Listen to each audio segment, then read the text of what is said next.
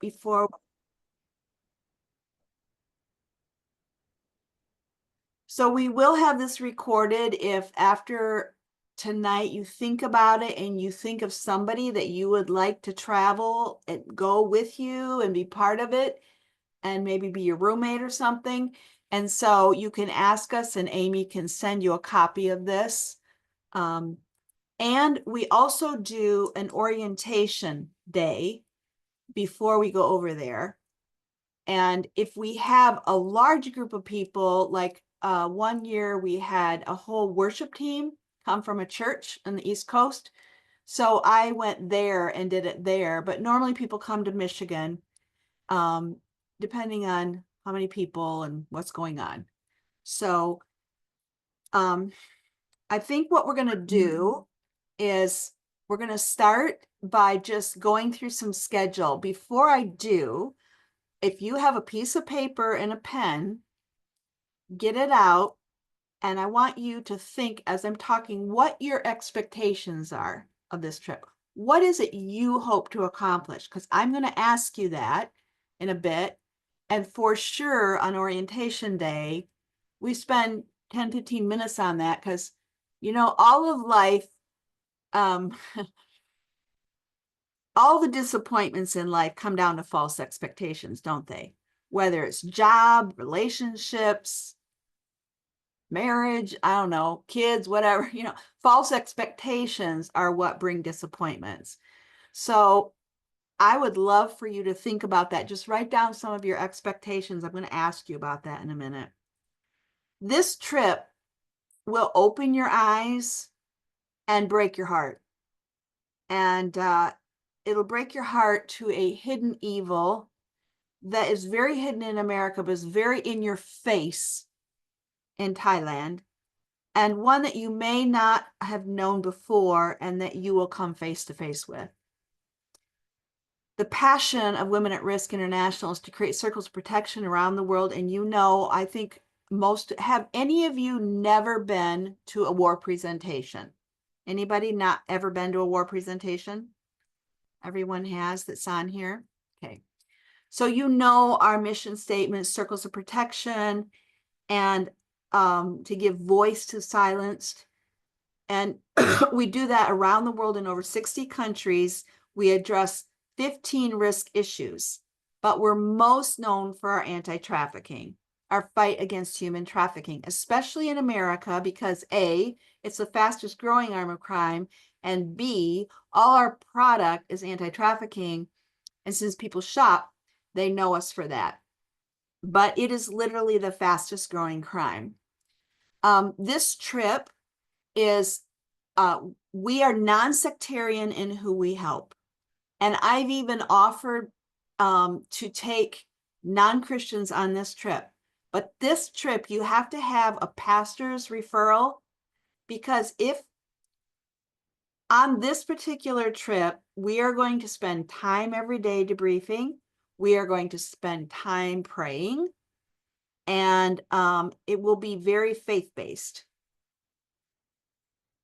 If you are a believer and you trust the word of God, you know why women are at risk. Genesis 3:16. The first woman ever stared into the face of evil, and instead of eating the apple, she should have eaten the snake, and she didn't. And she blew it, and the earth shifted under all of our feet. And a curse was put on the relationship between the woman and the serpent. And that drumbeat beats into all of our lives. And it goes all the way to the book of Revelation, where it says that the dragon, evil, was enraged with the woman. And that word enraged there means continual hatred. Evil hates women because he knew that the seed that would crush his head would be brought by a woman.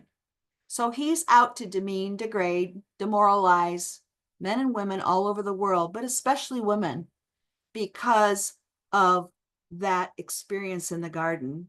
You know, Hagar was the first woman at risk that we know of recorded in scripture. And when I think of her, the God that we take to women at risk and we earn the right to share our faith. They ask us very early, why do you care when nobody cares? Why wouldn't they? They don't trust us. They shouldn't. They've learned never to trust anybody. And that's $1 million question. The God that came to Hagar when she ran away from Sarah, her master, who forced her to sleep with her husband, had a child, and then she was cruel to her. And actually, Sarah broke the code of Hammurabi, which was the law at the time, and sent Hagar into the wilderness. And God came to a woman at risk with a name he came to nobody else, the God who sees.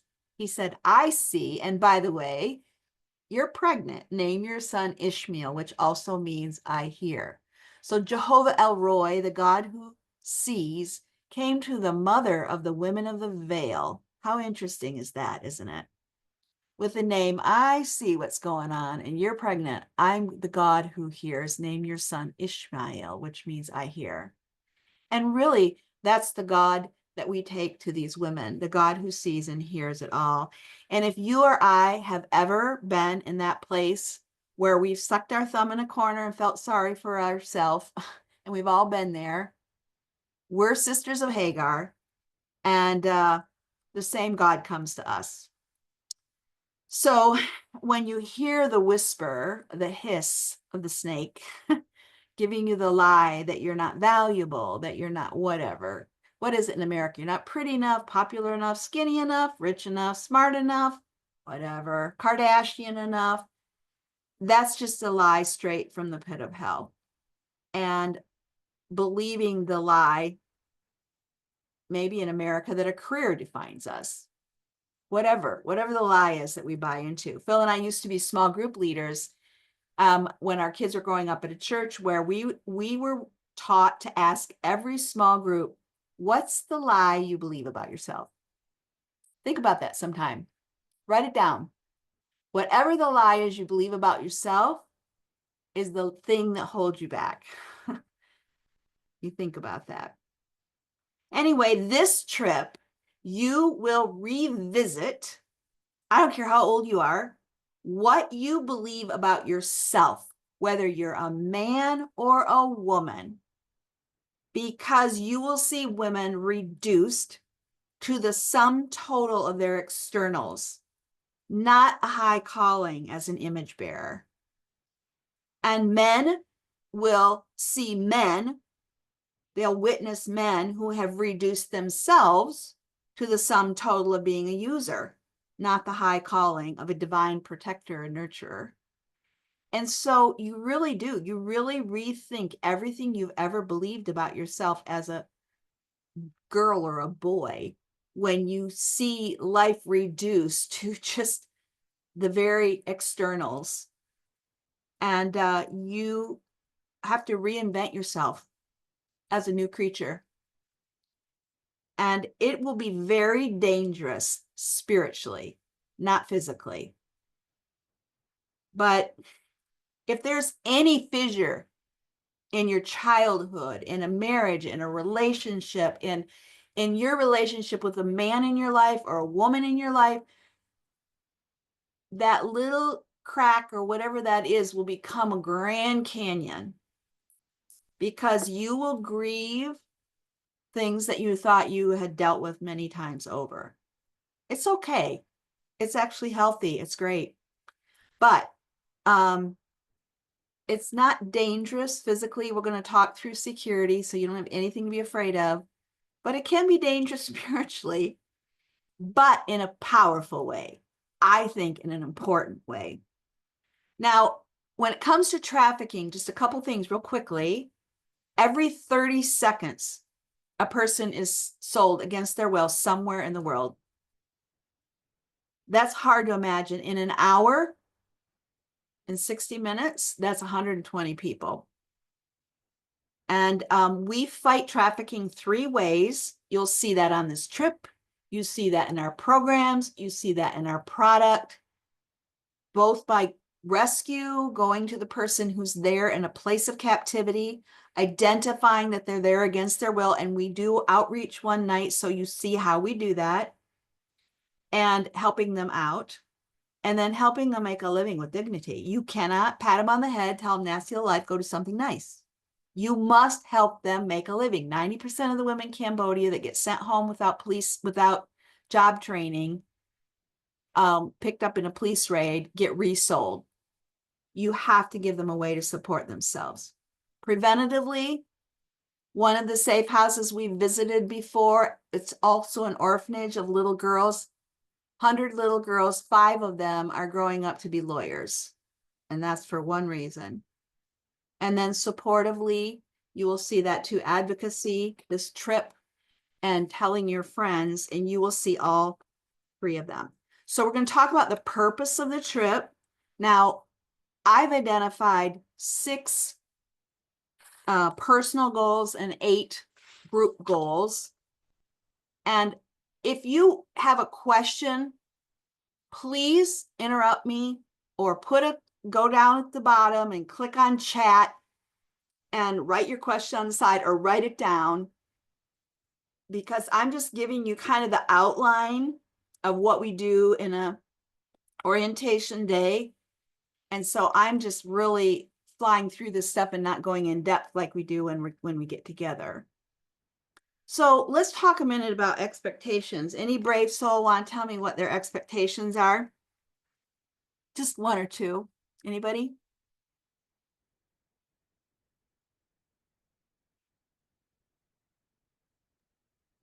I would expect that I would be very surprised and that my little area of the world is very sheltered. I would expect that my eyes would be opened and the things that I've read about would become reality. I would like to be able to be a positive influence and not just a bystander. Thank you, Christine. Anybody else?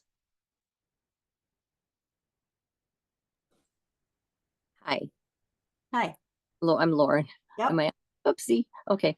I am hoping and praying that when I go, if I'm accepted to go, that my compassion that God has already put in my heart will be that much more, and it will open up my eyes, as this other lady said, and it'll cause me not to become complacent, and it will cause me to not look the other way when I come back home. It'll cause me to do something when I come back home. There's some things I'm already doing, but I know that there's so much more we can do. And I'm retired now, so there's so many things, if God makes it possible, that, I'm willing to do. And this is an area that's really been in my heart for a while. And when you came to our church, Chapel Street, last, I think it was January or something, that just started changing my life. So I'm hoping that it all works out. Lauren, what did you used to do before you retired? A couple of things. I actually cleaned houses, with my own business for 40 years. When it was the 40th year, one day I woke up and realized, wait a minute, I've been cleaning for 40 years. It's time to go into the promised land. And that's when I resigned from that. And then when I was 50, I went to school to become a alcohol and drug counselor. And so I did that for 10 years. And one of the things that do intimidate me is people that are educated, because I've got some education, but I'm trying not to let that stop me, because I know God uses us in all kinds of ways. So yeah, some of the best colleagues I've ever had in life are the ones with very little education, but a teachable heart. And Phil and I used to joke that when we get those walk on water files where they were like, we'd be like, someone else can have them because they've never failed. That means they're going to fail, and then they're going to be a hot mess. And we'd rather have somebody young or mature in their walk with God who's teachable, right? Because you can I'm not young, that's for sure, but yeah. Well, you know what I mean. We would get those walk on water files and we would literally give them to our colleagues and say, you can have them. They're too perfect. That's good to know. That's good to hear. Thank you. So I'll just take those, for example. I've literally been told that people want to lead someone to Christ. And I'm like, in what language? Thai? You know Thai? We would not do this trip if I didn't have partners who speak Thai and who follow up. We would never go to people and go, be warm and be filled, Jesus loves you, and walk away and not have any follow up. What we bring is the power of assembly. We're not going to drill a well. We're not going to build a house. We believe that we can pay local people who need income to do that and help the economy, right? But for example, if I don't know who, Oprah Winfrey or I don't know, Beth Moore, or somebody came to town, came to our headquarters, everybody would show up because they'd want to hear that person, right? That's what we do as foreigners, believe it or not. They think we're all rock stars. They think we're all Hollywood. They think we're all rich. They think we're all whatever. And so when we show up, they want to, they go after our staff like, why are those women here? Why are those men and women care? Why do they care? They're so fascinated. It draws their eyes and it gives our partners something to follow up on and say, well, let me tell you why they care. And so we have the power of assembly, our presence, loving on women who've never been loved on, giving them a banquet and playing silly games and giving them their childhood back when they've had no childhood. And they dance and they cry and they twirl and they giggle and they squeal. And oh, my brother calls it an estronomy, a tsunami of estrogen.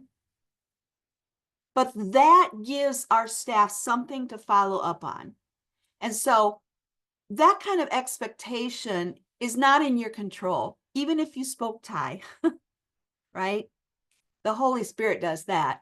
So these expectations are about you, and you can control that. You will have your eyes opened.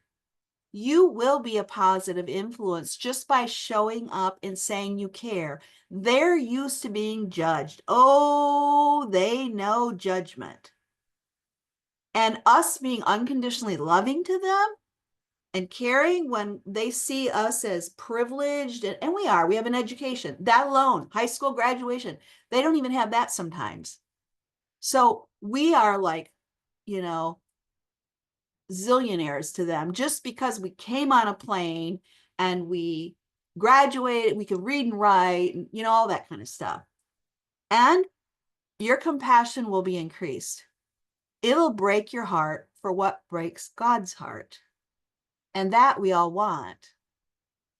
And it'll be really hard to be complacent. We take so much for granted in this country. We don't even know how much. So personally, my number one hope and prayer for all of us is that God changes us. That we have control of at the end of the day. We need a heart broken by God. We need exposure to the plight of men, women, and children all over the world in programs. We will learn from national leaders because we fly in leaders from all over the world of women at risk. So in the evenings, you're going to hear from a partner, not Becky. And at that party, you're going to make your own connections with women. And every morning we're at a different safe house and we go to their worship time and you hear them lead worship and you get to meet them and you will go away with your own stories because you will be an eyewitness. It will not just be what I tell you, but you will witness things yourself for yourself and come away with your own stories. You will meet a new circle of protection and like-minded women, both American and national. You will see the real magic of women at risk. It's our partners and survivors. They are the real reason why war is amazing, not me. Those partners, those women are trophies of God's grace. They are powerhouse women who are determined to change their country for God. And they will do it come hell or high water, all by themselves if they have to. But we come alongside them. And so the Bimalas of life have literally planted 44 churches. She and her husband. No missionary does that, guys. And she said only 3 or 4 of them are unhealthy. All the rest are healthy. That's amazing. That's the power of God in the life of national leaders who can do this. And you will go away, if nothing else, as a prayer warrior, because you will see the sweeties of life, right? Who $1 million would have made no difference. She wouldn't have been rescued, but the prayers of God's people set her free. And maybe in some cases, you'll see the call of God on your life. So one woman went one year and came home and she started 2 safe houses already. Another woman came home and started a safe house in Austin, Texas. She had been in the Carter White House and she was in shock. I mean, I'll share some of those stories with you sometime, but those are the personal goals that I have. And then the team goals, 9 safe houses have been formed from people who just went on Circle Tour. And I'm not saying that's what God's going to do in your life. I'm just telling you, he does amazing things. I never dreamed that that would be a consequence or a result. We have gotten board members from Circle Tour, consultant training and recruiting, new partners. Now, when a partner, WAR has 400 partnership requests. And I sometimes will say, you know what? I will invite you, if you can get to Thailand, I will pay all your expenses there. And I will meet with you while we're there. And then they want to start a safe house. And I say, all right, we're gonna go to 6 safe houses while we're here. And then we're gonna have a conversation about the 6 different ways they're all doing slicing and dicing this problem and what will work in your culture. And so it's an opportunity, instead of me traveling, which I do all the time anyway, but to 10 more places, I can bring them to me. And they can experience the Circle Tour with us and with other national leaders. And so there's a synergy there that has become very strategic. I had no idea. I mean, I did because, I'm a missionary kid. So my parents were Americans, doctor and an artist. And because my dad was a doctor, I only came home for 6th grade. The rest of the time they couldn't, doctors didn't get good furloughs because they didn't have enough coverage. And Phil and I served overseas for 13 years before we lived here and went back and forth like we do now.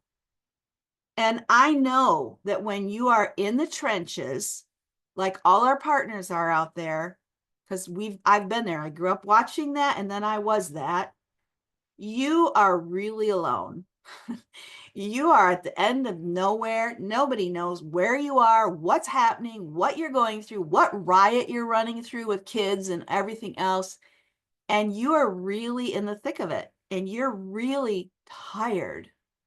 And you're pouring out, pouring out, pouring out. When we invite our partners, one partner said, I felt like I was on a honeymoon with God. She said, you gave me a hotel room, you tucked me in bed, you gave me gifts. Another partner's husband wrote me and said, you saved my wife's life. She needed a respite. And so we love on our partners, and that alone is incredible because they are slugging it out all alone in the trenches. And we have a week, 2 weeks to spend with them and just love on them and encourage them and just pour into them, because all they do is pour out and they need someone to fill their tank. And we deputize you all as shoppers. I'm not really a shopper, but we actually do a lot of cultural training on how to do this in Asia. But seriously, one year I had so many 20-year-olds. My daughter-in-law was one of them. And I said, all of you guys go out and buy one thing that you can't live without. I want to see it. And they bought things that I mean, I didn't even wear jewelry before. I put this on tonight because I had to do a jewelry party right before this Zoom. And that, we ended up with all kinds of new product because of that. And you will be a prayer warrior forever. You will never be the same. So those are my expectations and hopes and prayers, that God will break your heart for what breaks his heart. And he will show you how to do justly, love mercy, and walk humbly. And all of us, it's different for all of us, right? We're not all called to start a safe house, be Mother Teresa, but we're all called to do that in our own way. And he'll reveal that to you.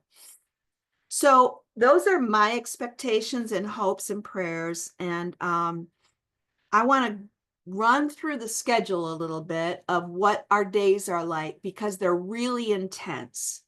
First of all, for the first time, we've never done it this way before, we have 2 parts.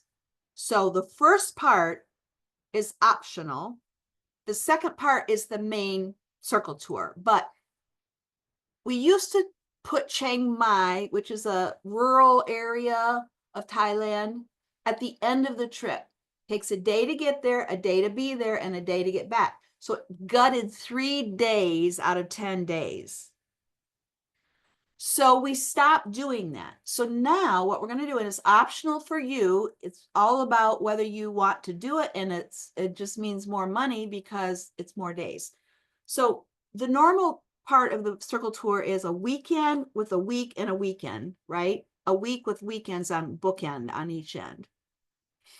But that week before now, we're going to go to Chiang Mai. If you want to add that, you can. And you can come to Chiang Mai with us, and I'll explain what that's like, and then start the main circle tour. So Chiang Mai is very laid back. Our time in Bangkok is super intense. We pack a wallop because I want to expose you to as much as I can, so that you see a zillion ways to slice and dice this problem.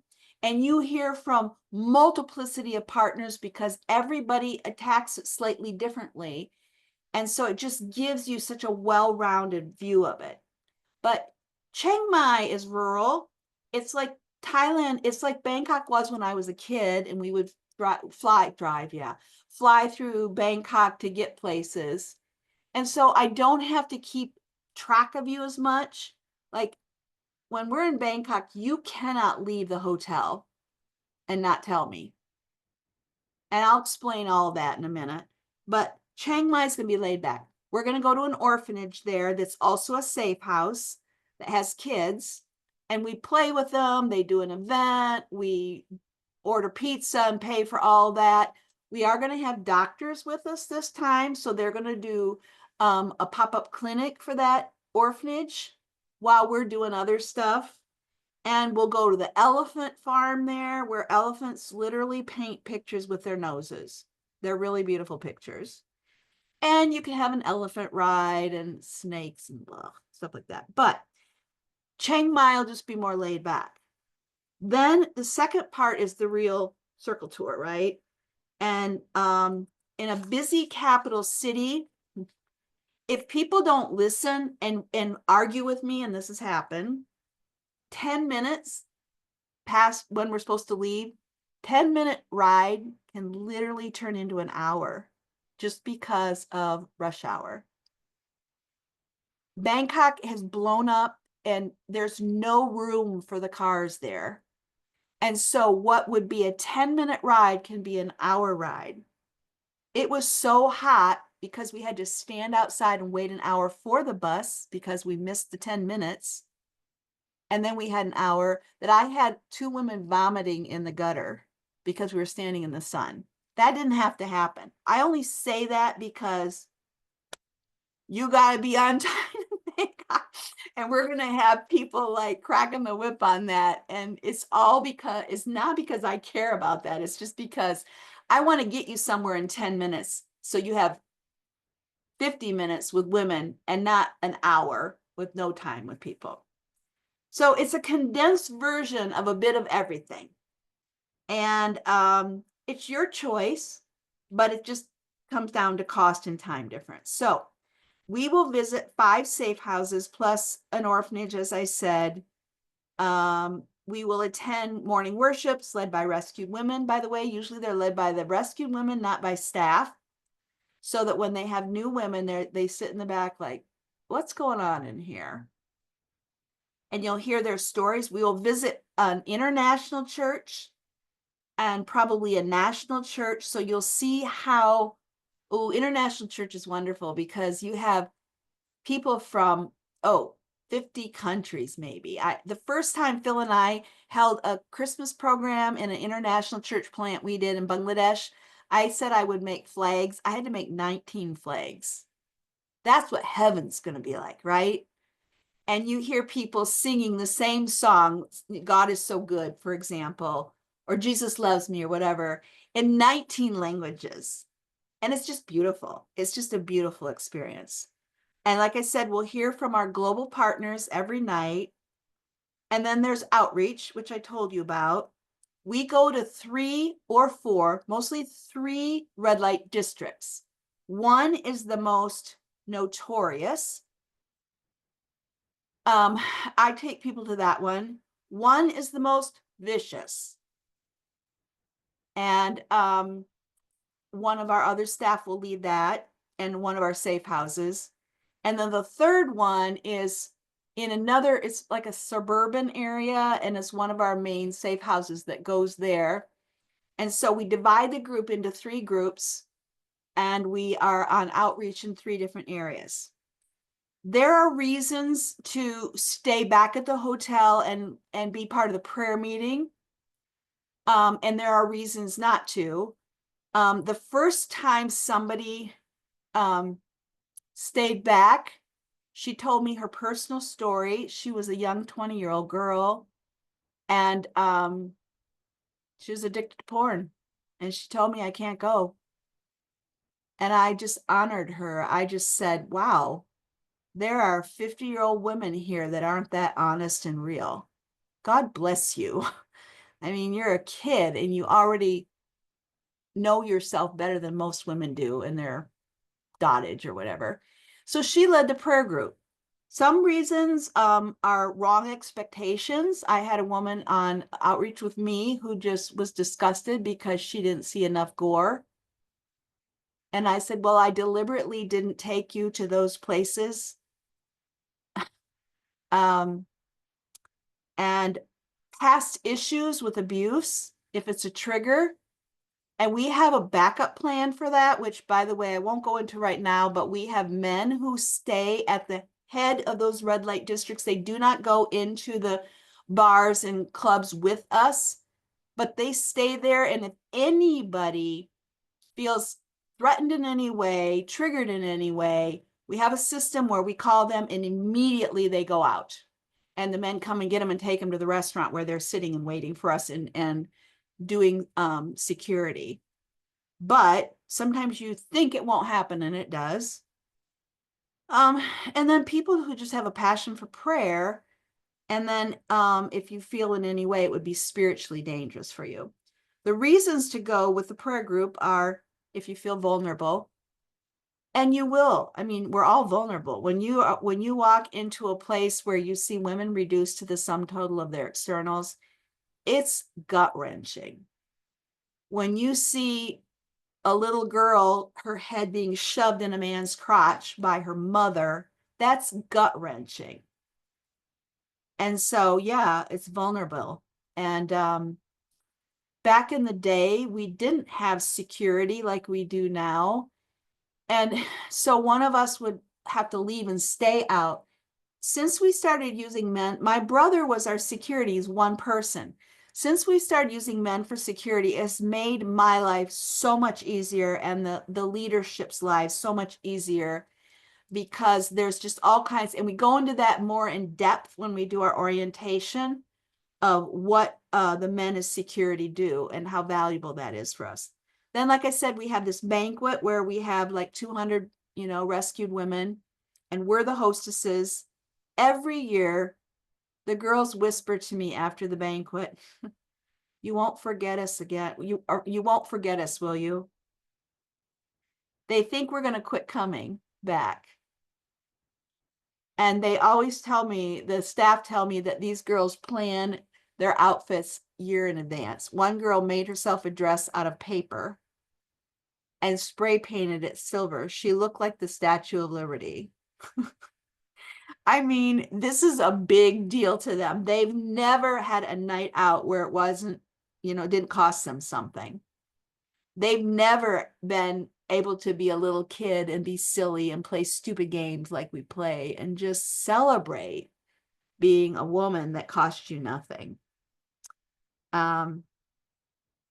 They really believe that we'll forget them. And I think sometimes we do the same to God. We think, I'm sure you've all thought at some point in your life, God's so important. He's busy spinning planets and solving world wars and stomping out sin. How's he supposed to remember silly little old me, right? But remember his words. He said, "I go to prepare a place for you. If it were not true, I would have told you." His place in heaven, he is in heaven, and he has a committee planning a banquet for you and me, the marriage supper of the Lamb.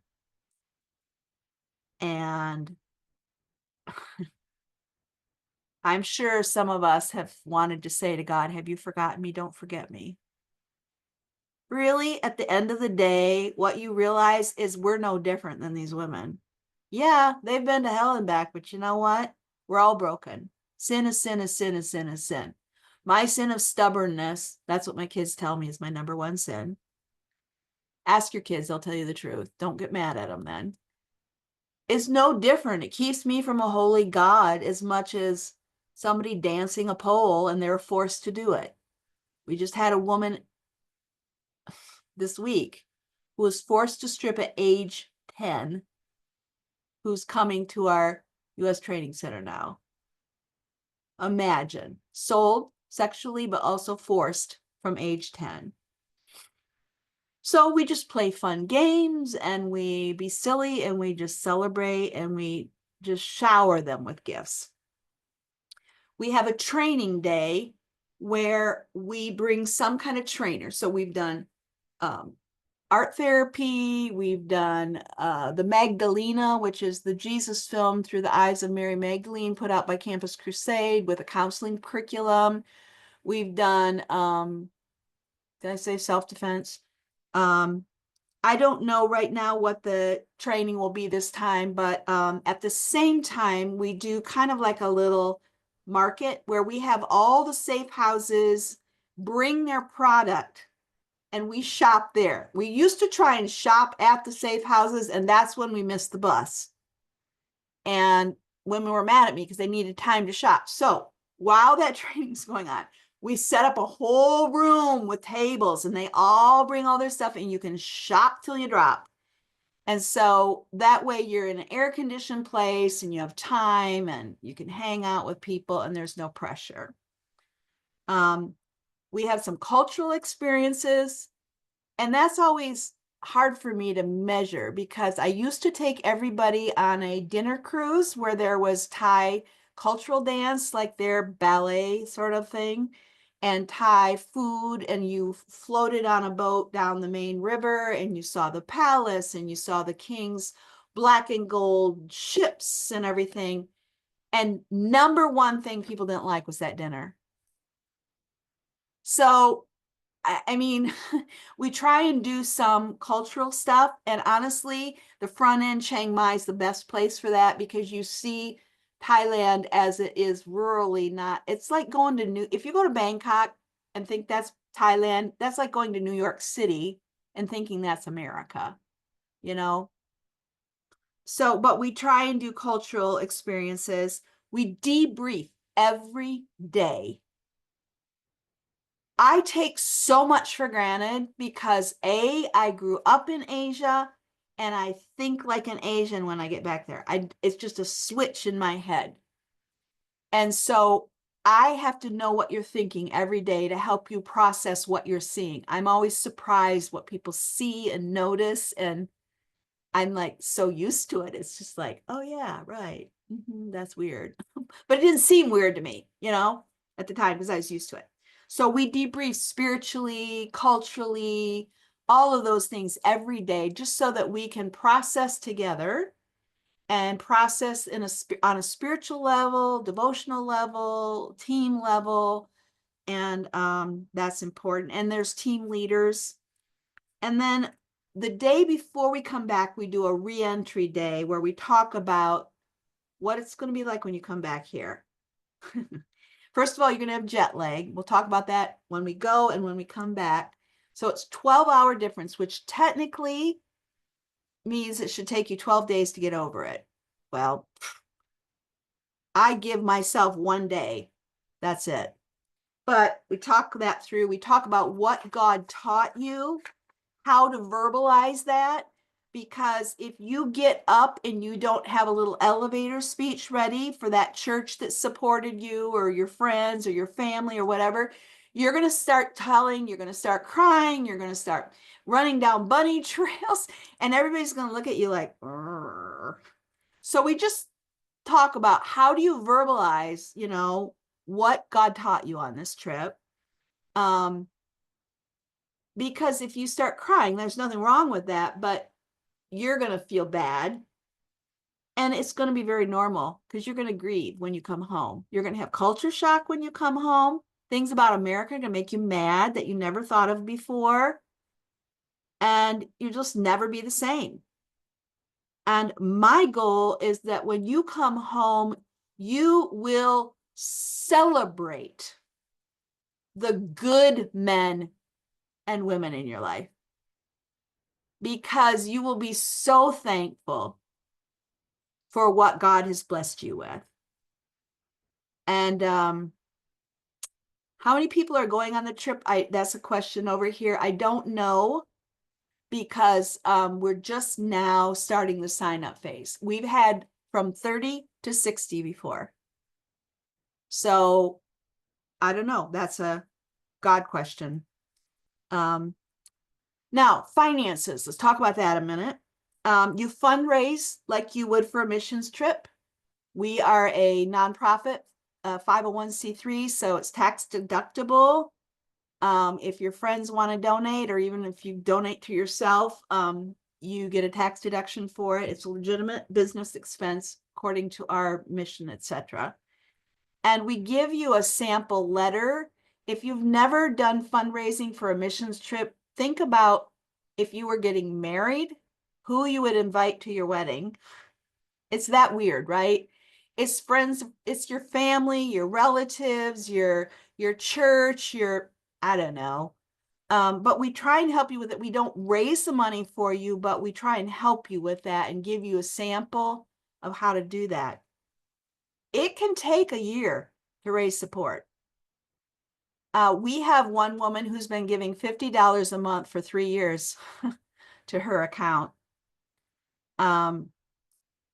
If money is given, I get this question later, so I'm just going to address it now. I just add it to my notes. I've never had it here before. If money's given, let's say you need 5,000. I don't even know what it is. Is it $5,000, Amy? Or is it 5,500? I don't even know.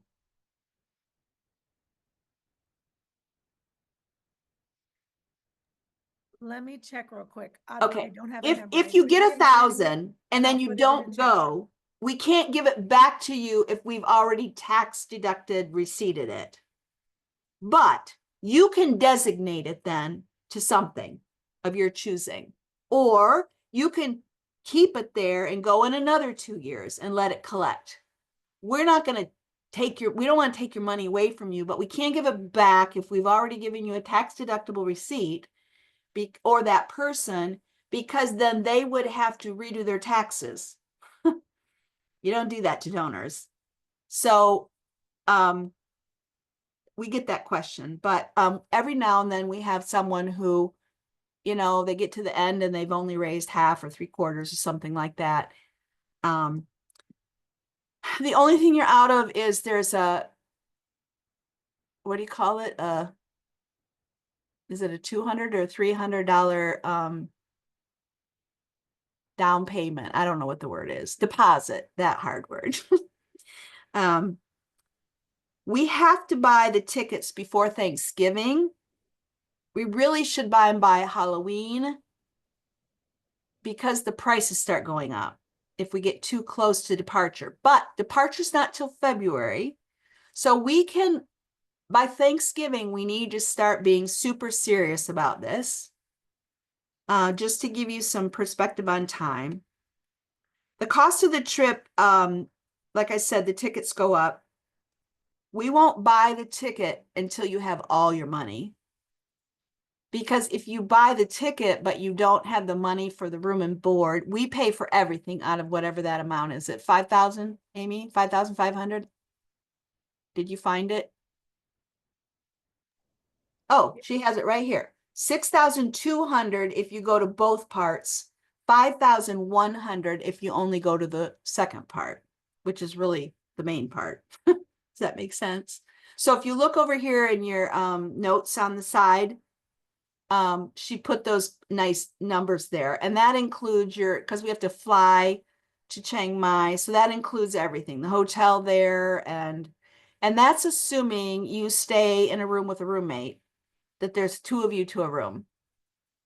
So it's 5,100 for the main part, and then 62 if you add Chiang Mai to that.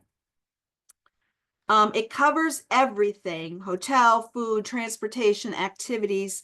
The only thing it doesn't cover is your passport, personal shopping. If you want to do laundry, have it done in the hotel. You know those things they add on to your bill? If you try and call home from your phone in the room, it's $4 a minute. I have horror stories about that.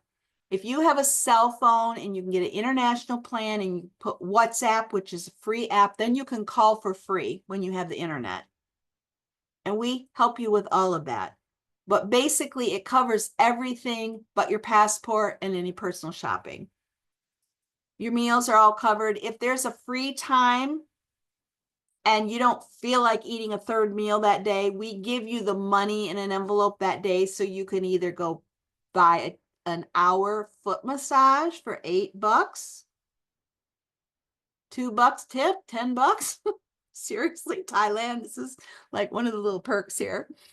Or you can go have a hamburger. I don't know. It's up to you. But we give you that money back if there's a free time meal where we're not eating together, just so you know. We purchase travel insurance for you because I do not want to be responsible to cart your mortal remains if something goes wrong. Okay, nothing's going to go wrong. I'm kidding. But I did have a woman who started passing stones, and we had to send her home. And because we bought the insurance, they upgraded her to first class because that was part of the deal. So, you know, when you're a missionary, you're like, dig a hole and throw me in, who cares? But I've literally had husbands threaten me, if you don't bring my wife back in one piece, I will break your kneecaps. I laugh and they're not laughing. I'm like, ooh, okay. Anyway, all of this stuff is covered. Like if you want SIM card or an international card in your phone, those kind of things, those would be personal. You're going to take 2 suitcases. One is going to have our stuff in it for the banquet, and the other is yours, but you're going to have them. And then we're going to empty that one. And when you come back, you have an empty suitcase, because we have people who buy so much stuff that they need a whole suitcase. But so when you go with 2 suitcases, the international rule, one of them, we have all the banquet stuff in it and gifts and all that stuff. And the other one is your stuff. Then the other category is healthcare, physically, mentally, spiritually, family. And so we talk about physical health. We have a doctor or a nurse who, if you're on medication, and it's contraindicated with something, or you forget it and there's jet lag or whatever, I will rock you in my arms so you don't jump out of a window if you miss your anxiety meds or something. But I don't need to be the one that knows all that. So we have all that's handled by a medical person. So Lauren, if you're going by yourself, will I be assigned a roommate? Yes, or we will work with you on that. But technically, now we have had people who've said we want to pay extra and have our own room. But I can talk to you about that.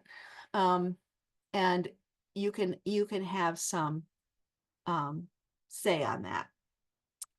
Yes. So we have nurses and doctors that go with us, because we'll have doctors this time because of the pop-up clinics. Normally we have a nurse who just handles all that, so that if you need help with anything, she went to the hospital with Connie, who was passing stones, and stayed with her the whole time. Mental health, it'll break your heart. And what you'll see, like I said, if there's any fissure or pain or a negative relationship with a man or a woman in your life, that's the nature of grief, right? You think you've handled it. And then all of a sudden a new circumstance brings it back in a new way. And grief is that weird window that blows open and the cold air slaps you in the face when you least expected it. And you process it a whole new way, right? You think, good grief, I'm over this. Why am I dealing with this again? I went to a boarding school, worst experience in my life. I was over it. Then I went back as a mother with kids, and I went into a deep depression. Never been depressed in my life, because I was processing it as a mother. And I was like, oh, how can you do this? Yeah. So you just never know what will, just come roaring back, which is fine. We are there to help you handle all of that. But those things are real. And one of the things I do is I tell people when we go on outreach, do not spend your time being mad at the men in the room. You are wasting your energy, and Satan is sitting in a corner snickering. He loves anger. Pray for them. Focus on the women. Do not give him 1 inch of your emotional space.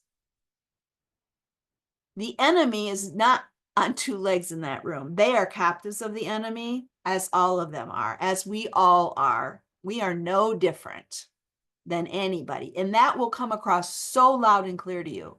You will feel the presence of God in the most disgusting places. I promise you, I feel that presence more in the red light districts of the world than I've ever felt standing in a pulpit. There's a million lights out there.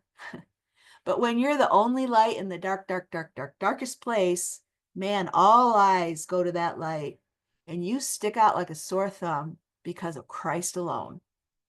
And you feel God's presence in the weirdest way. I cannot explain it to you, but you'll experience it. But your mental health matters, that you don't spend your time being angry. I mean, it's fine. We used to have a pastor that said, when you're angry, that means that you are over some social injustice, right? That's expressing the fact that you are made in the image of the just judge, the creator God. That's actually good. We have that reaction because we are image bearers, and God is just, and he hates injustice. But our pastor used to say, you have 10 minutes to get over it. Because then it goes to something else, right? If you stay there, anger is not wrong. It's staying there. So we process that. We give out, those little Gumbies, those little green men that are all, we give those out. And the theme is Semper Gumby, not Semper Fidelis, like the Marines, Semper Gumby, always flexible. You have to be flexible on this. If you're a control freak, this trip will drive you nuts because you won't be in control of anything. That's what another culture does to you. But if you ever walk around headquarters and see one of those Gumbies hanging by its head, that means that person's having a really bad day. You either need to give them a hug or run for your life. One or the other, just move out. But seriously, so spiritual health, that's why we debrief every day, because there's a spiritual warfare. Phil and I have planted churches and Bible colleges and orphanages and schools and businesses and you name it, we've done it, right? But there are two things where there is a spiritual warfare, like, and Satan attacks you when you're doing the Lord's work no matter what. But two things bring exponential spiritual warfare: sexual brokenness and Muslim evangelism. You just batten down the hatches and put your seatbelt on, because Satan won't like you. Even from this day forward, as you pray, as you share with your friends, you're going to be attacked. Satan doesn't want your heart to break for what breaks God's heart. He doesn't want you radically changed. He wants you complacent. He loves apathy. If he had only one weapon, it would be apathy. It's a dead poison. It's a stench from the pit of hell. It means we do nothing. We look the other way. And in fact, we're trained in our culture to look the other way. So Ephesians 6, we're going to learn to pray the armor on. We are going to have daily debriefings, and we do communion before we go on outreach. Because if there's any sin in our lives, Satan knows that. And he will attack you with that. Family health. If you have children at home, we talk to you about writing notes and leaving them for them. Phone calls and stuff, emails. Women, if they're leaving their husbands behind, we talk about that. Death in the family. We've learned we will make you fill out forms of what you want us to do if there's an unexpected death in your family. And this is from years of doing this and not being prepared. So my husband went overseas with a walk-on-water file person, right? 30 years experience in corporate America, Fortune 500 company, older than us, married, happily married for a zillion years, And while he was over there, he and Phil, his dad died. And the wife back here told me, do not tell my husband. It will distract him. Wait until they're on their way out in a city, which we did. Whoa, was that the wrong mistake? Ooh, wow. He was so angry. Never would have dreamed. So we make you talk. So Melvin and Sadie, if they're going on this trip, we're going to make them talk about that. If he stayed here and she went, or vice versa, or if they both go, we're going to make you talk about that. I don't know your story. I don't know if you're divorced and remarried. Who do I call? Do I call this kid? Do I call that kid? Do I call this in-law? Do I call that in-law? I don't know. I just want to do what you want. I don't care what it is. I don't know all those ins and outs. And it's really healthy for you to think through those things anyway. But we're going to make you give us a form that says, don't call my mother-in-law, or do call my mother-in-law. Don't call my daughter, call my oldest son. Call my pastor first. Don't call my pastor first. Whatever. I just want to know what you want. I will follow it to the T. So there are some of those kind of things that we do. Someone wants me to clarify the second suitcase. We can supply the second suitcase if you don't have one. But if you have them, especially if your suitcases nest, if you're not a big shopper and you don't think you're going to come back with 42 new pairs of shoes, which almost happened, and they're like $5-10 each. So this girl went crazy and bought shoes, but whatever. But yeah, we can supply it if need be. And we have all kinds of empty suitcases that we hang on to for that reason. If you don't live in Michigan, we see that you get it. We make sure of that. And we handle all of those logistics for you, and we get it to you in advance. So it will have, like, you know, banquet decorations and gift bags and all of that frall-de-roll that we take with us. All right. Cultural issues. We'll spend time on that in orientation, both politically. You cannot criticize the king of Thailand. They go to jail for that. Talk about that. And they adore the king that just died, and they detest his son, but you can't talk about it. So money, we talk about some cultural things related to that. The first day people arrive in Thailand, if they're on the second part, the main part of the trip, you come in like on a Friday night. So all day Saturday, we do orientation just to kind of talk and keep you awake and, you know, hang out. And so we go into a lot of those details that day. There will be a swimming pool there. Photography, we do not take pictures at safe houses. We have one person who's designated, and they take pictures from the back, so there's no faces and they know what to do. We absolutely make you promise not to do that.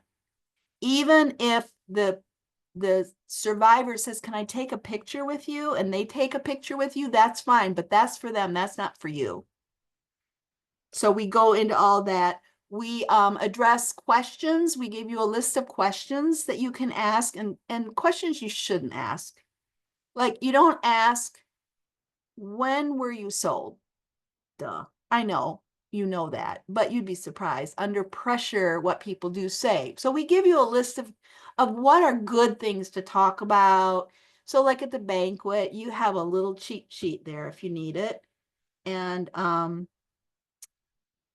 the kind of questions we ask in the red light district when we're hanging out with the girls, all of that stuff, we drill that into all of our heads. So you don't have to worry about that. We give you shopping tips culturally. And then we deal with security. So security, basically, we stay together. And you will have room numbers and phone numbers for all of us on your person at all times. We will provide that for you. Valuables. For the first time, we're in a hotel that we've not stayed in before. We have always stayed at the same place. And under COVID, they're going bankrupt. And so we had to move. Now, they still have lockbox there. And I really ask that people don't take anything that they would cry if they lost.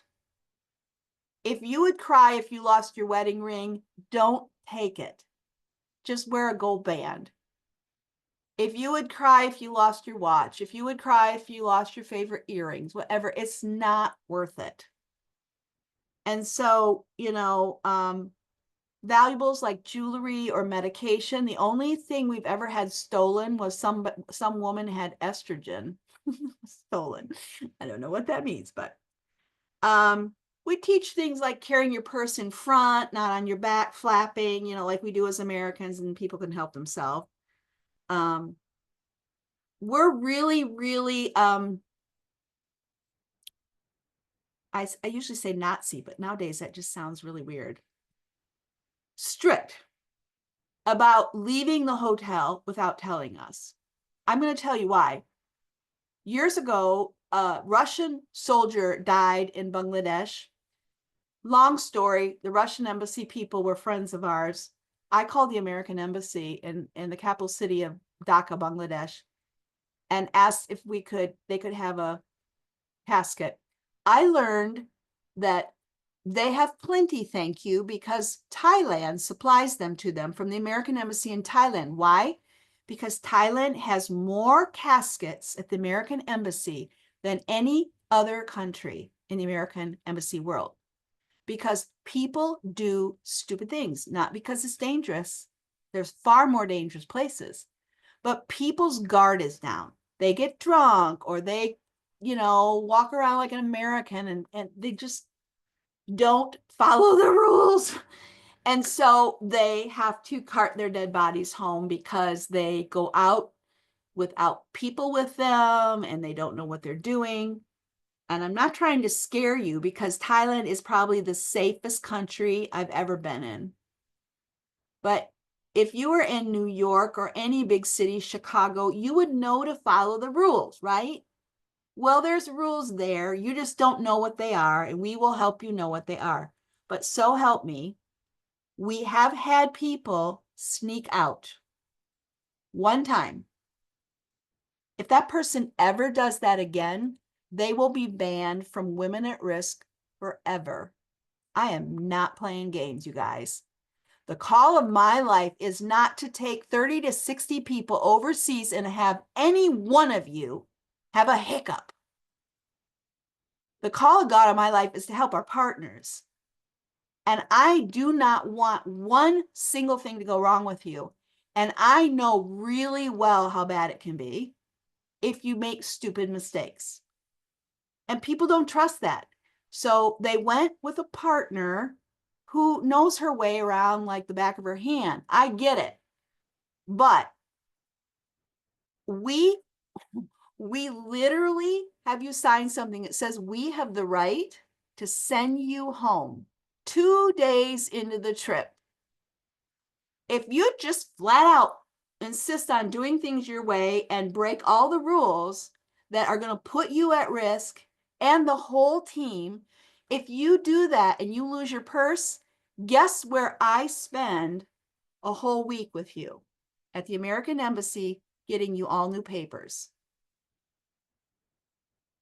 That is not what all the rest of you are going on a trip for, to be stuck without a leader. So if you do that, it's selfish because it affects everybody. I know I sound like a cranky grandma, but seriously, who would have dreamed that grown people would break those rules? When I say people get hit by the garbage truck or by the bus, literally the egg man at the hotel we used to stay at, who's Thai, died because he stepped out in traffic and got hit by a bus. That's how dangerous the streets are. We don't go across the streets. I know where all the crossovers are because the traffic is crazy there. And so people don't believe it. They think I'm being psycho, but I don't want anybody hurt and I don't want to have to spend the time not with the team helping them because some one person, we had one short-termer school teacher who wore her purse on her back, flap, flap, flap, flap, flap. She just wouldn't listen to us. Sure enough, she got robbed. They didn't touch her. They don't want her. They want her money. And my brother had to spend a whole week with her at the American Embassy getting her new papers. Well, you only have a week there. So you just made the whole thing messed up. So we have the right. We've never done it, but to send you home. And even though you've paid for the trip, we've never done it. And I pray I never have to. If I ever quit doing these trips, it'll be because of those kind of things that just aren't worth it to me, right? I don't want that to happen. It doesn't need to happen.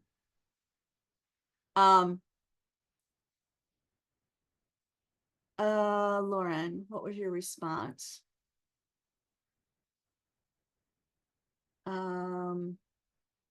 Is it better to leave with a group from Michigan or how does it work if I leave from O'Hare Midway? Yes. So what we do is we connect in certain main hubs. So we may have a group that all goes out of O'Hare. We may have a group that all goes out of Detroit. And so I would send one staff member to go through the O'Hare way so that you all meet there. and get on the international flight. And then I would have one staff member that would meet with the Detroit team and go out of Detroit so that, and then we have, and I will get to that at the end, but that we have a plan A, a plan B, a plan C, and a plan D. So plan A is you all meet at this one spot, but plan B is something went wrong. You went to that spot, nobody was there, but you're there on time. Maybe you got there late, I don't know, and you just go to your gate and get on. But then we have plan C and D and all of that because yes, it's way better. For example, when we used to go through Japan, I'm trying to think if United still goes through Japan. Do they go through Tokyo? I'll have to look at the schedule. I usually fly Delta now, but back in the day, Delta went through Japan. I warn people in Japan, you have to literally run from your plane to the other plane. Do not even go potty. Do not shop in a store. Everybody, all these women, you know, and when women start shopping, it's like herding cats. They miss their plane every time. Because Tokyo Airport is crazyville and nobody knows how to help you there. And so I just tell them, when you get in that airport, do not go in those stores and shop Japanese stuff. I'm sorry. You can get lost on your way home. You cannot get lost on your way there because I have to pick you up and find you and come find you in Japan then. So yeah, we talked through all of those pieces of the puzzle, which is why we work with a travel agent. And I've worked with the same travel agent for 40 some years and she's retiring. But we have interviewed a large travel agency that does big trips like this, and they say they do the same thing. So yes. Did I miss any other questions? Okay. Yeah, and then we'll have probably 2 or 3 groups. So there will be like United, Delta, maybe American, I don't know. It depends on where everybody's coming from. And there'll be different arrival times in Bangkok. And there will always be staff there waiting for you. We will get there before you, which is one of the reasons why we go to Chiang Mai ahead of time. We'll actually go to Bangkok before everybody comes to Chiang Mai even, so that we're there at the airport when you come out. And in our orientation day, we talk through what to do in customs, what to say, what not to say. You're a tourist. Don't get into I'm on a missions trip. No, just you're a tourist. We're going to do tour things. We might go see elephants. We'll see cultural stuff. We'll eat in all the nice places and other places. And yeah, in fact, most tourists go to the stupid, notorious red light district. So we're doing that too. I mean, they advertise it for that reason. So, all right. We have instructions for our men too. They're actually a target on this trip because men are 80% of the white men. So 8 out of 10 white men, or I shouldn't say white, I should say Western men that come through the airport are there for the sex trade. So when you come out, I mean, you'll be with a gaggle of geese. Us girls will be surrounding you, but you'll be a target because they'll assume that's why you're there. So we have things for our men too, so that they're not put in a situation that makes them uncomfortable. You will carry a photocopy of your passport with you all times. Your passport will stay in your lockbox in your room. We give you emergency money. We will explain all of that in orientation. The emergency money is never to be spent. It's in case for some bizarre reason you got separated and had to get a taxi back to the hotel, and you have a hotel key and a map so that you would know how to tell them where to go, and you need baht and you don't, whatever. So we have all those things thought through. The men that do security on outreach. They do it at the banquet. We've had people see that we have a room full of women and start circling like vultures. And so our men deal with that. And we'll tell those stories when we do our training. Sometimes, depending on the hotel and depending on whether we can get all on the same floor, in the other hotel, we had either one floor or two floors. And so the men would go up and down the hallway at night just to make sure there were no people coming. All right. And then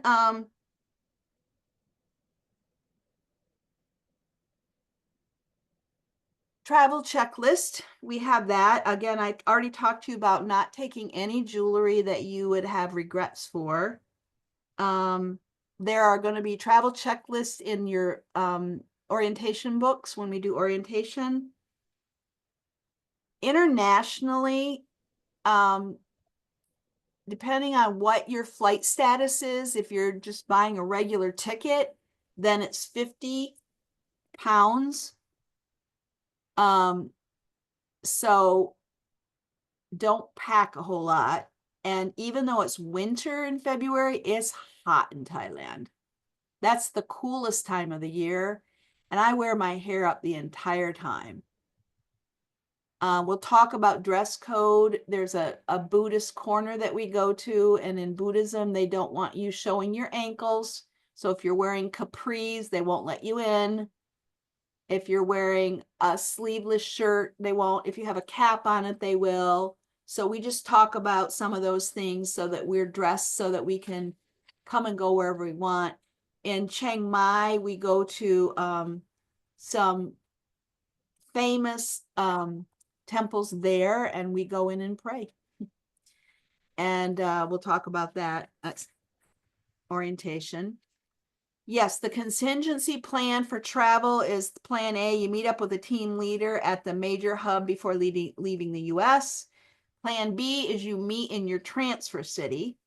So let's say you came late to O'Hare and you got on your plane, but you get to Japan or wherever, Korea, or wherever the train is, and there you go straight to your gate and meet up with your team there. And then plan C and plan D. So we talked through all of that. Forms, we will give you confidentiality forms. There's a hospital in Grand Rapids, Michigan called Pine Rest. It's a psychiatric hospital. I could no more take you on a tour of that hospital than the man on the moon, right? In America, with HIPAA, we have no right to enter into the private stories of all these people. So when we go overseas, just because their skin is brown does not mean that we do not show the same respect.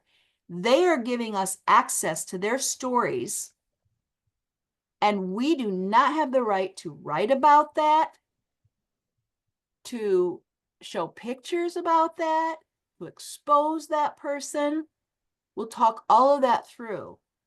But it is a privilege to be allowed into Broken Lives. If this was your daughter at Pine Rest, you wouldn't want 30, 60 people coming and going and talking to her and giving her your opinion. So we sign confidentiality for our partners. You are not to email them and Facebook them. If I ever stop doing Circle Tour, it will be over this one thing. I have taken people to places around the world, introduced them to partners.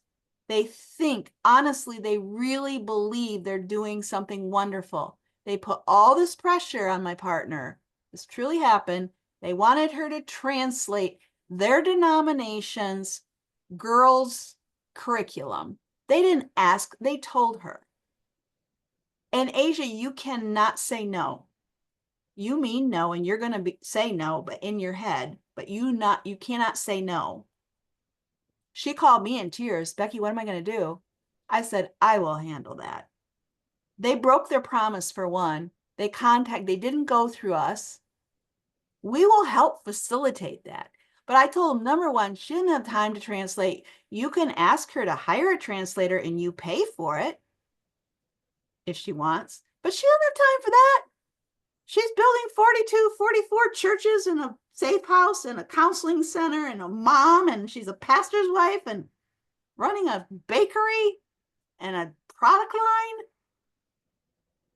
And they were miffed because I would not force her to do that. Plus, they wanted to completely redo her bakery.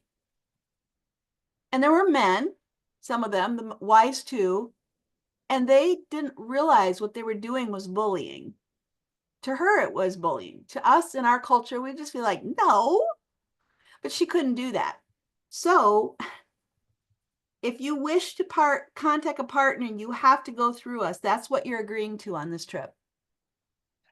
You are not, I could tell you story after story. That's just one example for you. They all get worse. But I am here to protect them. The call of God on my life is to empower them to build 40-some churches, not to expose 40-some people to them and have 2 or 10 of them henpeck them.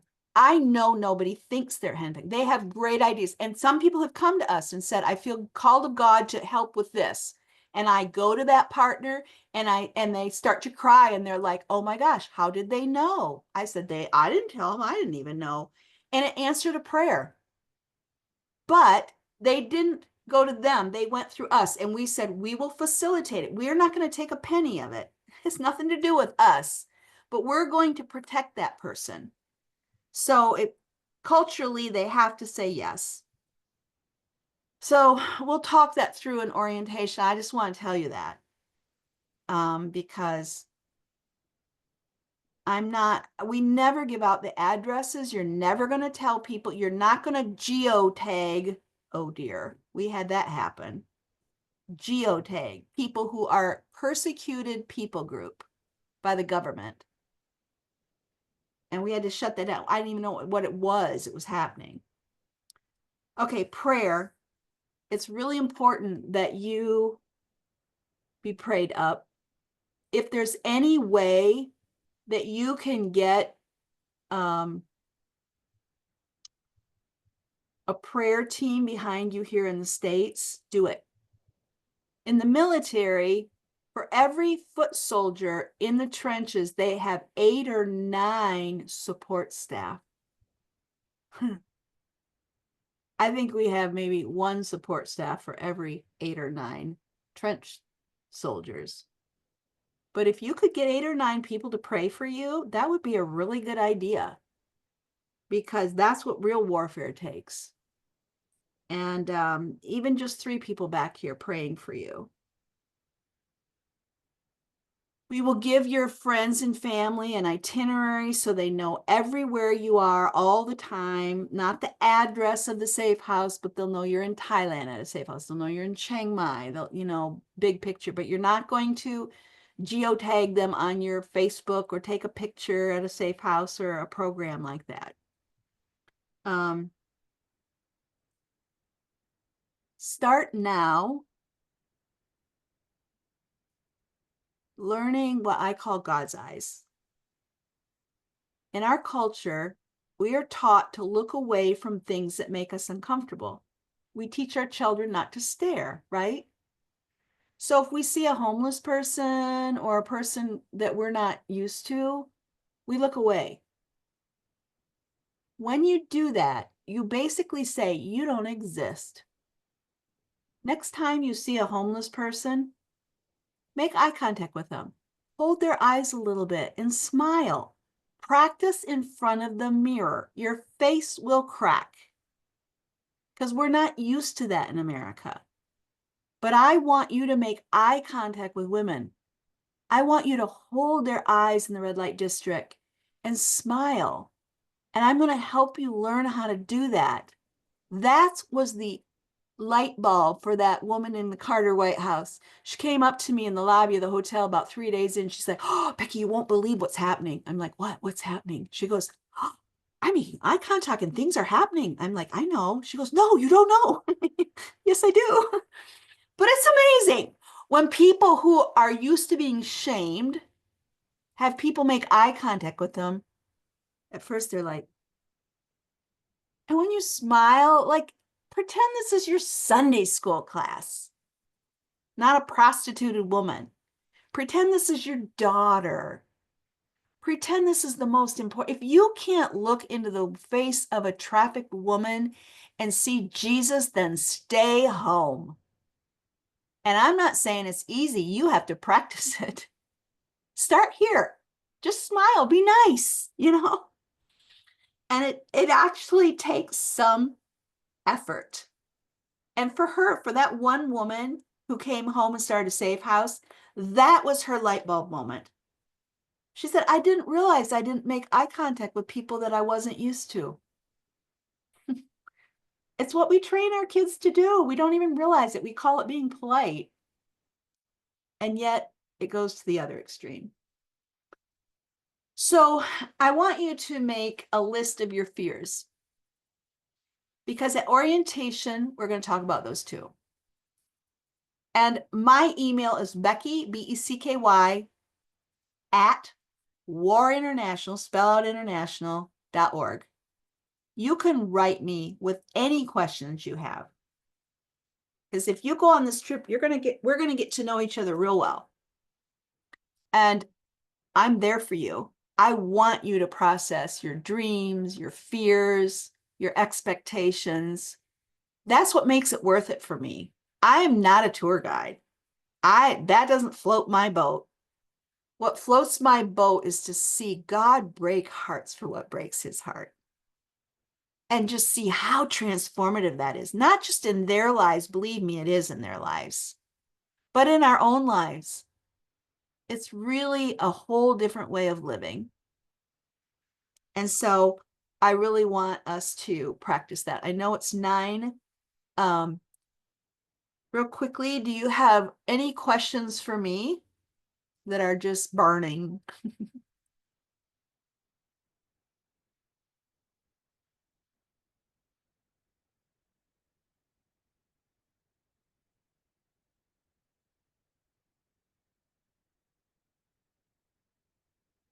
We're going to start advertising, and there's a application packet. Really, the only reason somebody wouldn't go is if they don't want to be on a spiritual missions trip. I've had people that have wanted to go who are not Christians, and that is not fair to the rest of you who need to process this on a spiritual level. I told a friend of mine who loves the Lord, who wanted to bring 5 atheists, I said, you know what, Lori, I will do that with you and those 5 women. I would love that. Ooh, I would love that. Float my boat. But not at this thing. I will do a whole trip just for you and them. Because that'd be a whole different focus. And boy, would that be exciting. But this needs to be a safe place where people can process what they're seeing and ask questions. And you know what? There's nothing, trust me, there's nothing that I won't deal with. Nothing. So, oh, we have more messages. Yeah, Becky, you got some questions over there. Okay. Praying in the Buddhist temple was impactful. Yeah. I had one lady who was really disturbed by that. And I said, we're claiming this ground for the Elohim creator God. He made heaven and earth. This was his before it was ever a Buddhist temple. And I said, just whisper and pray. And my daughter was with me on that particular trip. And I said, Danny, just sing. And she started singing over us. And it was just, oh, beautiful. Yes, you can send questions to Amy and Sierra too. Yeah, no geotagging. I will rip your phone out of your hand. I didn't even know what it was before, but we were also in a very closed country where our partners go to jail. In fact, some of them that will fly in would go to jail if they were in a picture back in their country.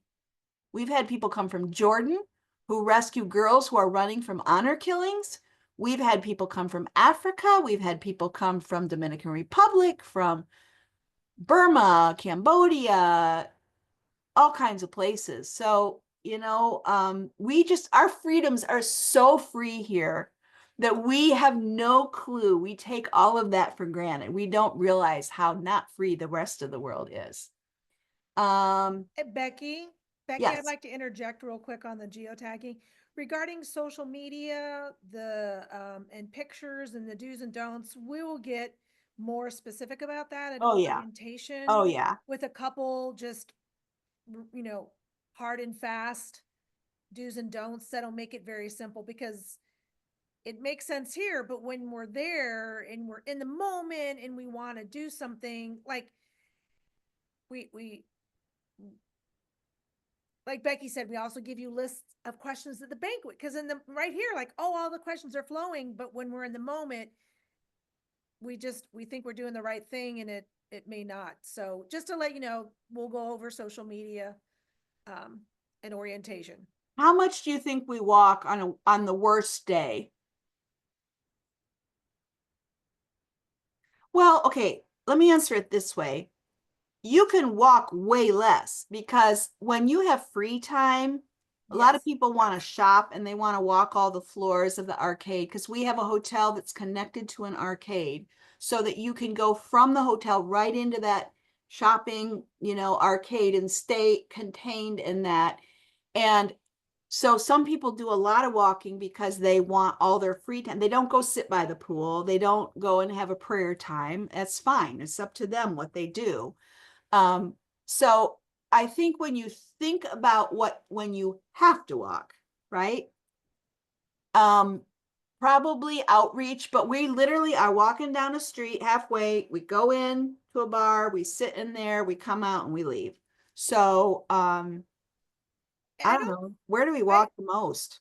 You know what, Becky, you bring up a good point. During your free time is when you potentially would walk the A most. lot.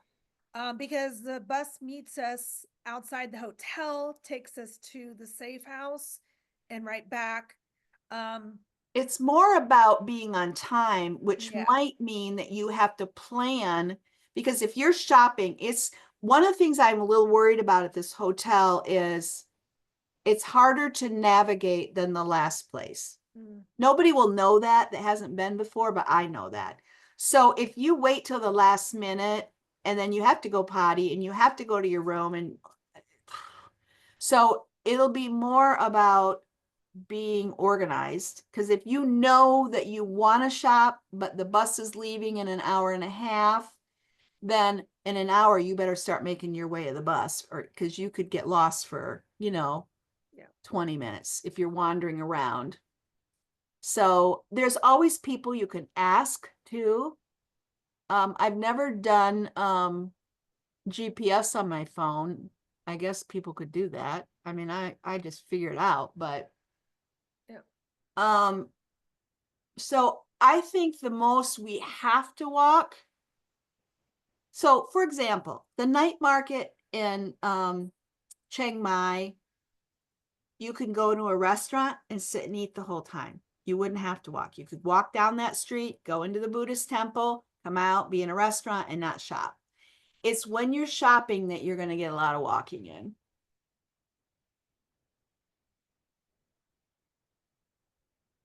I'm trying to think of any other walking, Amy. I mean, we don't walk at the banquet. We're at our table. We're a hostess at a table. Yep.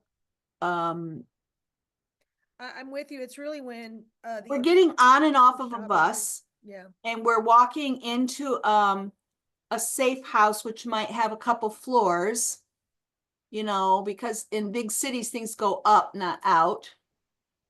So you might be doing stairs, no elevator necessarily, but I think the most we walk is when we have to walk into the one safe house that's near in Nana district, because we can't, the bus can't go back in. It has to let us off at the top of the street and we have to walk. But And that's I still would say maybe a it's not block. even a mile. I would say it's probably a half mile in. Yeah, it's not. Yeah, I was gonna say it's maybe a city block, if that. Yeah, it's a city block. Yes. And you Um, have you still have some questions over there, Becky. the next meeting or orientation, before we didn't have Zoom. And so there's no reason why we couldn't do more of these. We're usually only do the one full day right before we leave, but there's no reason why we couldn't do another Zoom. So Amy, that might be a good idea as people think about it. Mhm. We're open to that. We want to help you in any way we can. Mhm. Okay, the flights. Nah. Okay, O'Hare to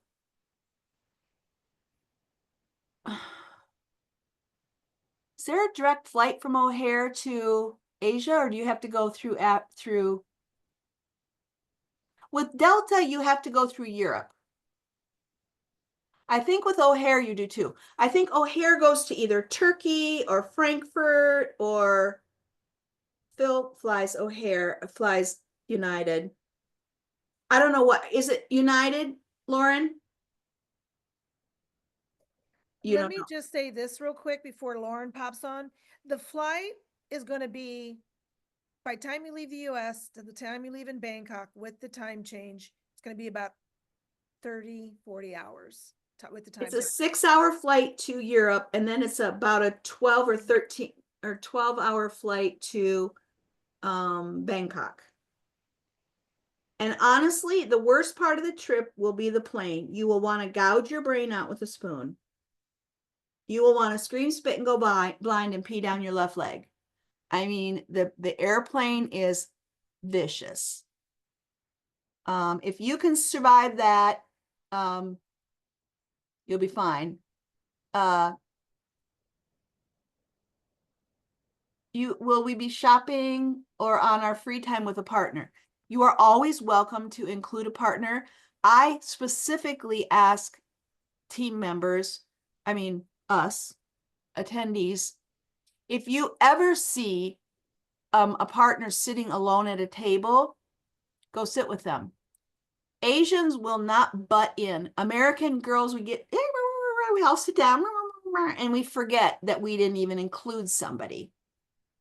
So I always have somebody assigned to them so that they're never sitting by themselves, because they will not butt in.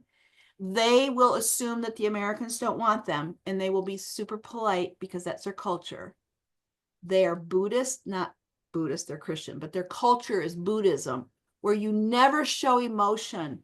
You're passive. Emotion is evil.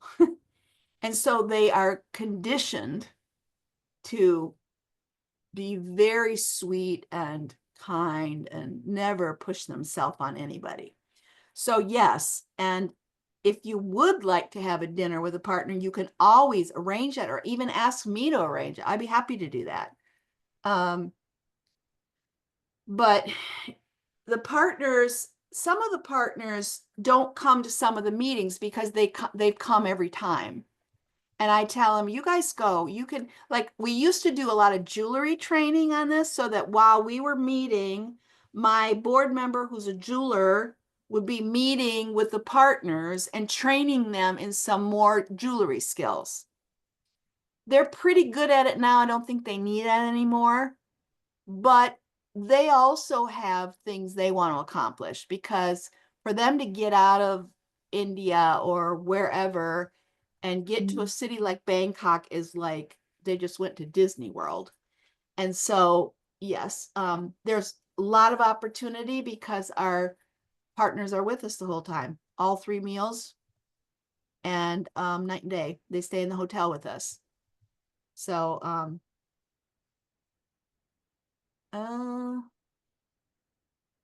I think that's all the questions here. Any other questions from all you quiet people? Yeah.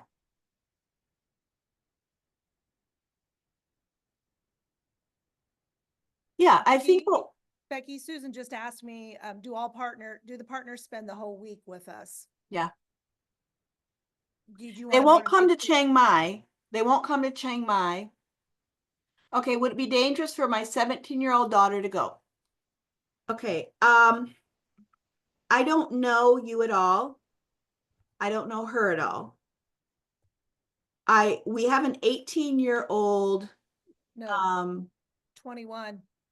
oh, 21. Sorry, I thought it was 18. I took somebody once who was 18 or 17, and they might be 18 by next year, whatever. She says it's 21. And it wasn't dangerous because I hovered around her. I was concerned that she would be a target. But what she told me after we got back was that she didn't expect it to be all moms. She thought there would be other teenagers. And that was, she was okay with that. She just thought it would be like mission trip where they're all teenagers on a mission trip, right? And as you can see just here, we're mostly moms. So she might be bored if she doesn't want to hang out with a bunch of moms and even grandmas. But dangerous, I would need to have a conversation with you about that. But 17 is too young. I think that she needs to be, well, Amy says that the rules say 21. I didn't realize that. I thought they were 18. Do you have other question about that?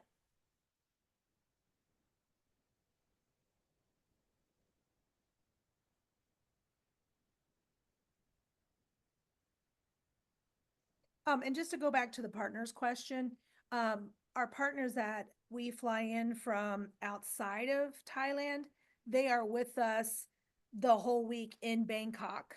So they go on the safe house visits with us to Bangkok. They all know each other. It's really kind of cool. And they are with us for meals. They're with us at the banquet, and they, like Becky had mentioned, they do give reports to us as well. They each will have a time slot throughout the week. So not only will we be hearing from our partners in Bangkok when we're at their safe houses, but we'll be hearing from partners all over the world, and having the opportunity to pray over them as well. Hope that answers your question, Susan. Good questions, by the way. Any more? I know your mind has to perk on it some. I have been putting the email address for Sierra and me and Sierra and I, however you want to say that, over in the chat. Another way to reach us is, if you didn't get it copied, info@War International is a real quick way. It's easier to remember than whatever our Circle Tour one is, because I can never remember what our Circle Tour one is. How many partners come from other countries? It just depends. We have right now partners coming from 2 different countries, and we have invites out to a few other countries.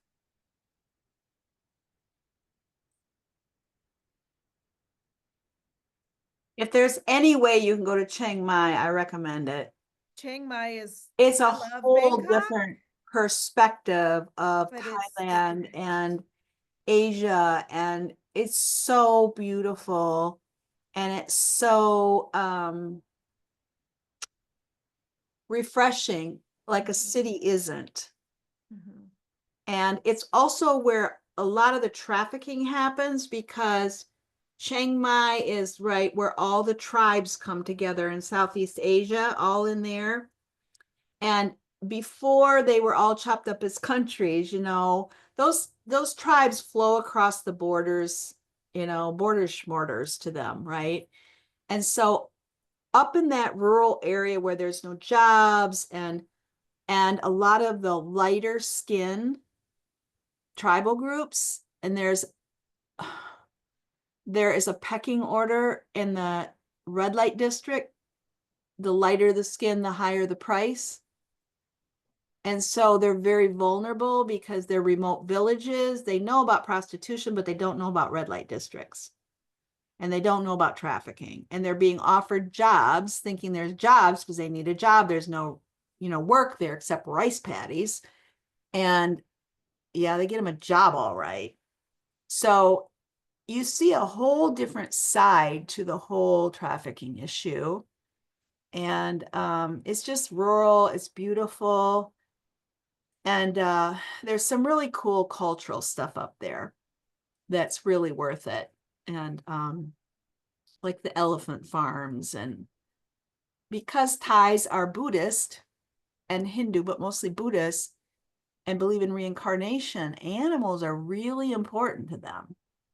So these elephants, when they age out, are put on a elephant old folks farm, literally, where they roll in the mud all day and just they take care of them because it could be your aunt or your uncle or somebody reincarnated. So they're very, very deliberate about how they treat and a elephant is a huge financial that's like owning a John Deere. That's your whole business. If you own in Bangladesh, if you own a water buffalo, if a family loses their water buffalo, they're basically go bankrupt. So it's a really big deal to them. Becky and everyone, just so you know, about ready to get myself in trouble. Hey, Becky, I know we're running at 9:20 and these awesome people are still on and I think it's great. Did you want to show that the slide with Sure. the photos from Yeah. the previous one? Yep, do that. I forgot. Y'all, if that. you have just a few more minutes, it's not like a 50 minutes. Yeah, and can I presentation. talk while it's on, or am I turned off while it's on? No, you will be able to talk through Okay. it and it's a PowerPoint. Yeah. So Okay. just a second.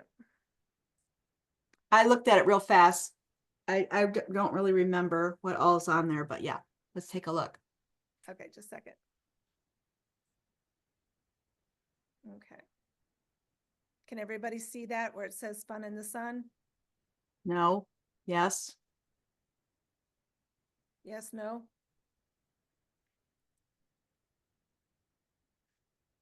All right. We'll first go to safe house visits. So they put up this sign for us because they're so excited when we come. And this girl's worshiping. See them making jewelry and doing embroidery here. So this is one of the worship services here. And you see the Americans in the back row. We usually try to sit near the back and let them sit further up.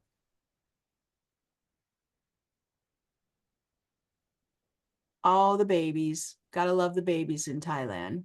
They're so beautiful.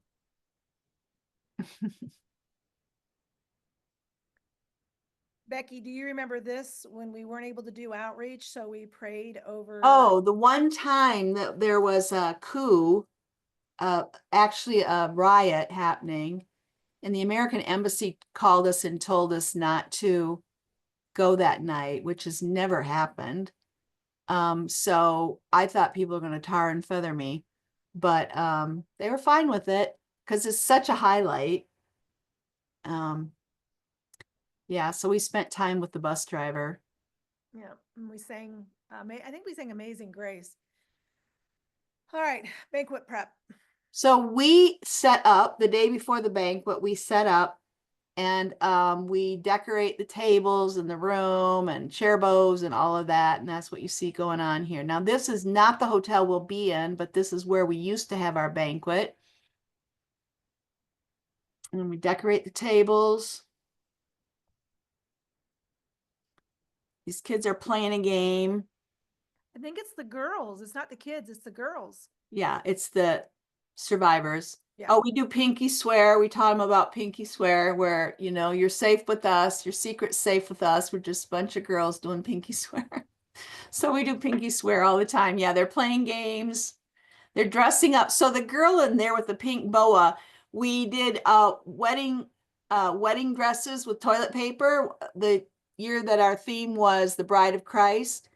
And we had American Idol jury that judged the best, the most creative, and that was quite a hit. Oh yeah, we had a clown for the kids. Some of our teams. This was one year's circle tour team. It gives you an idea of what we wear. We get dressed Well, this up. is a banquet. Yeah. Now I think Becky might have touched upon this. The rescued women, they get dressed up like it's prom. It's awesome. Yeah, it's a prom to them. Yeah. But And this is the orphanage up in Chiang Mai. Yeah. Oh, they did this precious thing about all these. The other side of those boxes was fear. Courage drives out fear. Joy drives out anger. And they end up with a cross, and they do a skit. It's beautiful. Just playing with the kids and coloring. This is the elephant farm where they're laying in the mud and rolling around thinking it's grand old time. This is one of those, this next picture, see that electrical, click on that. See that electrical? I took that picture for some friends of ours in America. This is very typical of the electrical lines in these countries. And American electricians just have a cow when they see that. So anyway, but this is Thailand. That actually, this message here, it says you have a message that can transform someone else's life. We actually took that photo, I think at one of our safe houses, I don't know if at the orphanage specifically, but I thought that was kind of cool. I included it. And there's lots more photos on the, and at the end of the circle tour, the photographer creates a link with all the photos that you can use so that you have a stash of photos that you can use publicly. And she knows what to do, like take the picture from behind and all that kind of stuff.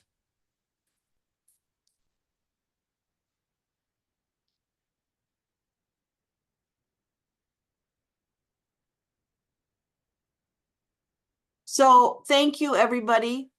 And I hope to see every one of you. And if there's anything we can do to help you with that, just let us know. The biggest challenge will be fundraising and then sitting on an airplane.